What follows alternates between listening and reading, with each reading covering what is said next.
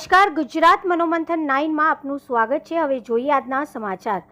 પકડાયેલ ઈસમોએ પોતાના કબજાની ક્રિયા સેલ્ટોસ ગાડી નંબર GJ27DM 2414ની માં ડ્રાઈવરની સીટની બાજુની સીટની નીચે એક અલગથી ખાનું બનાવી તેમાં બિલ કે કોઈ આધાર પુરાવા વગર એક કાળા કલરની બેગમાં 29 કિલો 740 ગ્રામ ચાંદી કિંમત રૂપિયા 29,94,603, 2 મોબાઈલ ફોન, 20,000, 3 થેલા, એક વજન લખેલ ચિઠ્ઠી કિંમત ક્રિયા સેલ્ટોસ ગાડીની કિંમત 15 લાખ, રોકડા રૂપિયા 10,100 મળીને કુલ કિંમત રૂપિયા 45,24,703ની મત્તાનો મુદ્દામાલ સાથે